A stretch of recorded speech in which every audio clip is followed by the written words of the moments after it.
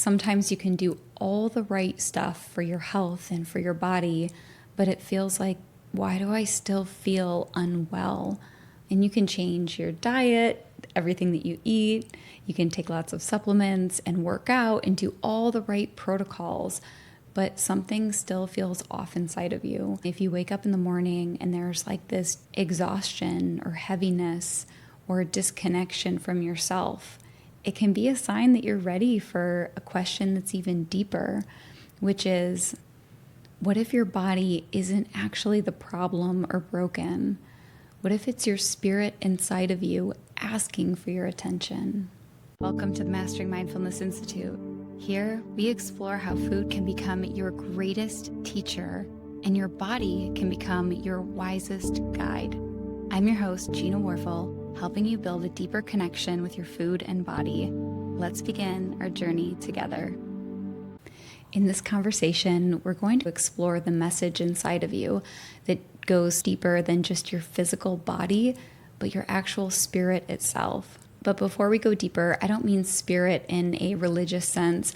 I'm talking about the spirit inside of us, the part of us that feels connected to our true selves, that feels connected to meaning, aliveness, and something greater than just our external material things. And for a long time, I really didn't realize I was so disconnected from this part of myself and from my spirit. Years ago, I would wake up in the morning and feel incredibly exhausted. I remember getting up and going into the bathroom and looking at myself in the mirror in the morning, and my eyes looked puffy and tired. And there was just this vibrance about me that I once had, this radiance, this natural glow that I once had that was gone. I remember when I was younger, people would say that I radiate, and no one said that anymore. I looked tired, I looked weathered, and I was only 30 years old. And I would look down at my body, and my body was something that I didn't really recognize anymore. It was holding weight, it was puffy, it was tense. It didn't feel like my body. And I thought, how did I get here? And I would still go through my day striving to eat healthy and be disciplined.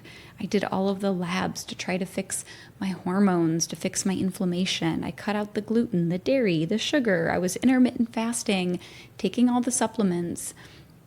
But my body wasn't changing. And at that time, I was pulled into a world that a lot of people are in, which is like this daily grind. I was waking up, drinking caffeine and using that caffeine as like a dopamine hit, something to make me feel better so I could work hard all day, be productive. But I would go to bed at night feeling this internal emptiness, this dissatisfaction. The energy inside of me was like this pulling, like I need more. And sometimes that would look like snacking or mindless scrolling or more caffeine in the morning. It almost felt like this internal addictive energy. And I was throwing all of the protocols, the food plans, the supplements at my body, but my body wasn't actually the problem.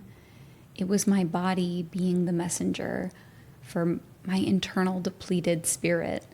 And around that time, I was led to the work of the psychotherapist Alexander Lowen. Alexander Lowen says, the body is a manifestation of the human spirit, meaning that every physical symptom, our posture, our tightness, the way that we breathe, our disease states, these different manifestations of the physical body are actually a symptom, not the problem itself. A symptom of our human spirit, our aliveness, our connection to purpose and to meaning. Alexander Lowen describes this as the state of our society, that we have so much pressure to perform, to succeed, to derive our self-worth from material success and achievements. And so we get pushed into this society of timelines, pressure, performance. And when our self-worth is derived externally outside of us, we will stay extremely busy all the time. We will overwork in order to feel secure. whether it's financially or emotionally secure, that if I achieve this thing, I will be valuable enough. But with this preoccupation with our external world, external success, achievements, busyness, we forget to have our attention on what's happening in here. And so we forget what it's like to actually feel alive, which is through feeling our bodies. We don't feel alive by having a preoccupation with everything outside of us or in our mind or material things. Aliveness is inside through our bodies. So when that natural rested state of self-worth or feeling into the body, feeling love, feeling joy, feeling happiness, when that internal connection to the body becomes replaced with attention on external success or material things or achievements outside of us, that manifests inside of the body. So living in that constant state of busyness creates a constant state of fight or flight. And when the body is in that state of fight or flight, it goes into protection. So you'll notice someone who works a lot, who has a constant need to be busy, lives with their body in a state of contraction. The neck contracts, the shoulders contract, the shoulders round forward. There's almost this bracing for life, this charging forward into life.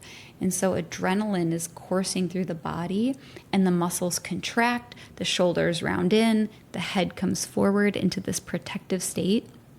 And the body reflects one that is bracing for survival.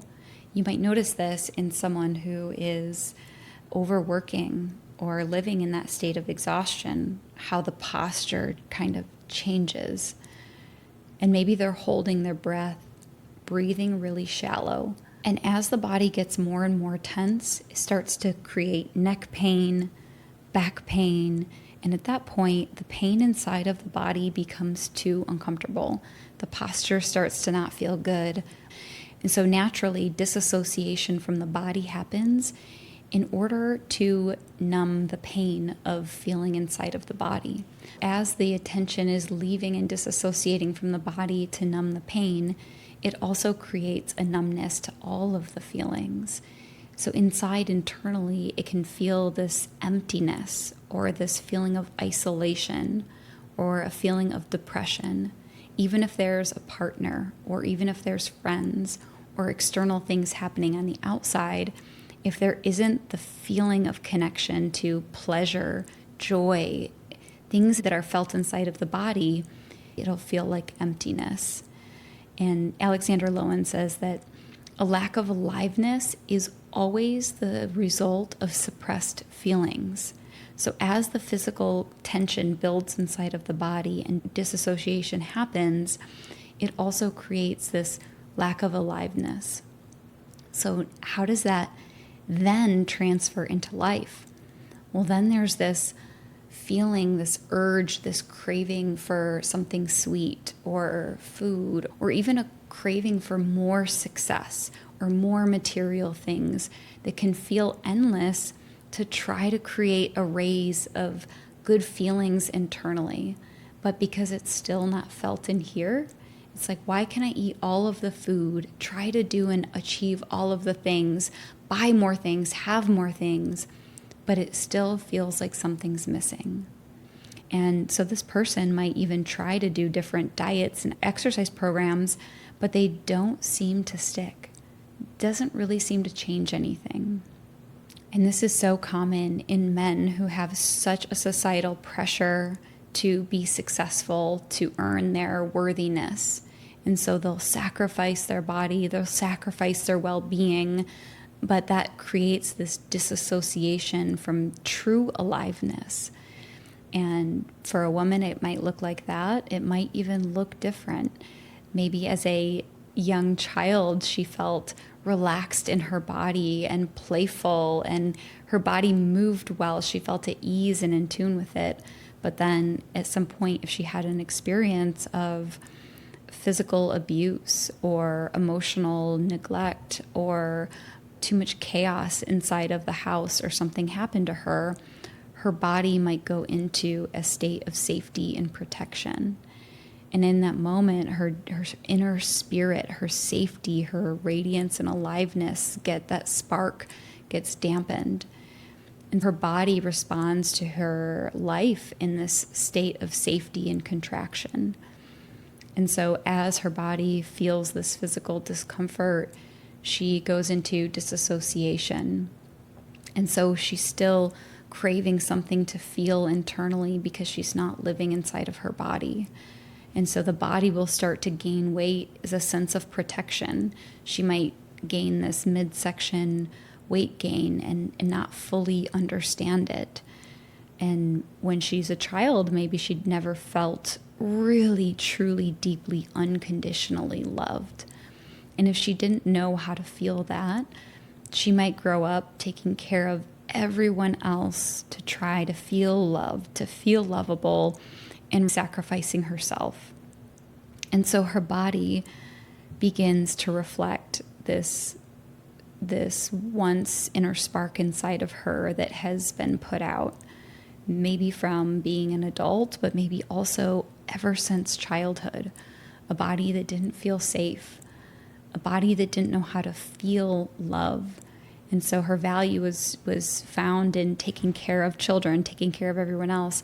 Now that's a bad thing, but she overgave as a way to try to internally feel something. And so as her body continues to get off track and she tries sometimes doing the food plans or doing the temporary fixes that maybe leave her a little bit hopeful and excited, but internally her spirit has never been fully nourished. So what if her body is not the enemy that she always thought it was, or society told her that it was something wrong, that it needed to be fixed? But what if her body was the most honest inner voice that she really had, that ever since childhood has been trying to get her attention? Hey, I haven't felt safe yet. I want to feel alive again. I want to feel radiance. I want to feel safe inside of this body that we're living in. Every posture, every weight gain, every disease state can be an expression of a spirit trying to reach out and really get our attention. So the body can be a very honest mirror and cue to guide us into something that is asking for healing that is so much deeper beyond supplements and vitamins and physical, and not to say that those things aren't important and sometimes need to be supported. But what if we're ready for something that's deeper? And what does that evolution look like? And so just as we can see the body and the posture change from depletion and exhaustion and productivity, we can also see the body start to change as we nourish our spirit. When you notice someone who truly has that radiance of vitality, they almost move with like a grace about them. Their body is relaxed. They can move easily, almost as if they like float through life. And there's this natural radiance that comes from being nourished. Not so much a person who checks all the boxes and hyper-vigilantly follows the protocols and the supplements and makes themselves work out and does all of the right things. Not that kind of health. The kind of health that is nourished so deeply, mind, body, soul, that there's this rested glow, this radiance, that there's nowhere to rush to. We don't have to check all the boxes and do all the things. It's a body that moves really well. It's not holding and bracing in rigidity. A body that breathes deeply. The belly fills up with air. It's deep, it's soft, it's gentle, and they're emotional. They feel deeply because it's in that connection to feeling where we feel a sense of pleasure, where we might eat food and feel, oh my gosh, this is so satisfying. This feels so good inside of me, inside of my body. A deep satisfaction that we don't feel in disassociation or disconnection. And they feel the feeling of love. They feel their wholeness, their self-worth. And it feels so good and so whole that they might eat good food. They might check out social media. They might have goals and things in life. but there isn't this endless pull. It's already whole, it's already felt inside of here. And so there's this deep connection to love, to wholeness, to pleasure that really comes from in here. And if you feel that contrast, it's okay. I was once the person of a put out flame, depleted spirit. But what's beautiful is I got off of the anxious checklist of completing all the health tasks and started to go deeper. And so here's a few questions to explore your spirit to get you started. Here's some questions that are more on the end of low energy depletion. So, do you feel tired? Do you have trouble getting out of bed in the morning? Do you always feel hurried or pressured? Are you always on the go? Do you find it difficult to let yourself relax? Do you feel depressed sometimes? Does your body feel tight, heavy, or not healthy? Okay, so those are just some little clues. So here's like the energy of a nourished spirit or vibrance. Do you sleep well and wake up refreshed? Are your eyes bright? Do you find pleasure in your daily activities? Do you look forward to each day? Do you enjoy being quiet? Do you move gracefully? So you can always write these down and notice how this changes over time. I can see that I started off completely in the energy of depletion, and over time I started answering more yeses on the energy of vibrance. So you can write these down. Notice how they change. Notice how when you nourish yourself from a really deep place, some of those answers might start to change over time. So how do we actually start nourishing our spirit in a different way beyond eating right, exercising, doing all the right things, but deeply, deeply nourishing our inner spirit? The first is to actually practice breathing deeply. The deeper that we breathe, the more that we feel. You notice, like, if you take a deep breath right now, it might feel a little uncomfortable. That's okay. It might be, wow, I never take a deep breath. It actually feels tight. It makes me a little anxious and scared. Over time, it'll get more comfortable, and you'll notice that you feel more sensations inside of your body. And it's that deep breath that starts to reconnect you back to the feeling of feeling pleasure, feeling joy, feeling love. That's all felt inside of our bodies, and our breath is the direct connection to that. So to breathe deeply, you can just practice breathing into your belly.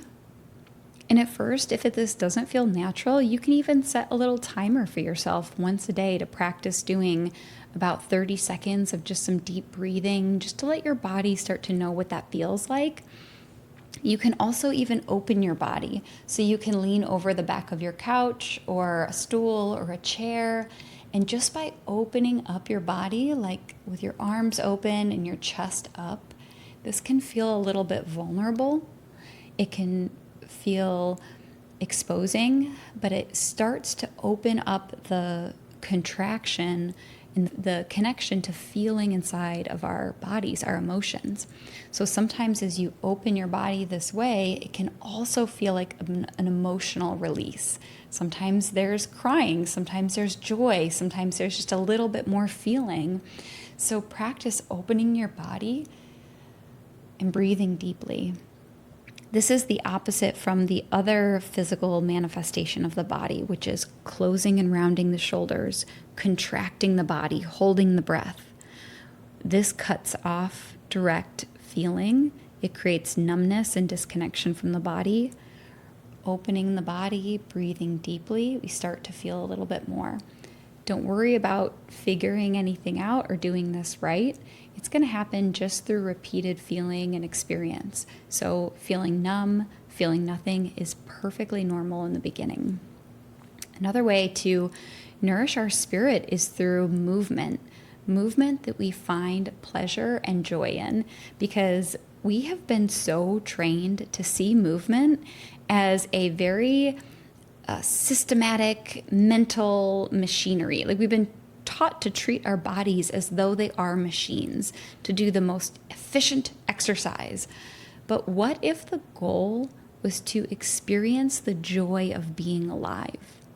Experience the joy of living inside of our bodies and moving in a way that you feel your heartbeat and you start to feel grateful for your heart. You feel grateful for your body, and you're growing this feeling of joy, gratitude, love inside of your body. So my challenge to you is, if you've never done this before, go on an adventure of what genuinely feels good to move your body. And then we start feeling more, and that feeling grows. And then the more that you feel inside of you, the more it grows this internal feeling of love, of loving who you are, finding your own feeling of self-worth. That only happens by connecting to our emotions and our feeling.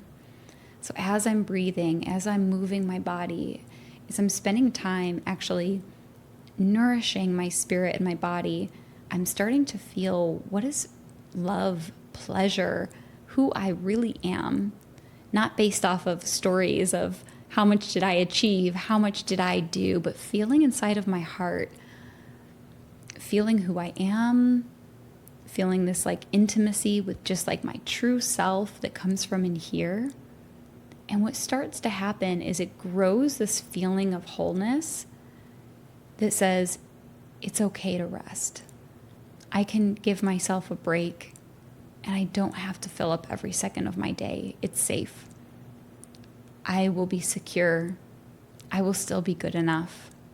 I will still love who I am if I give myself a moment to take a break, go from holding my breath and bracing for life, and start breathing deeply into my body. And so it allows for rest, and there's this internal pull that will start to soften.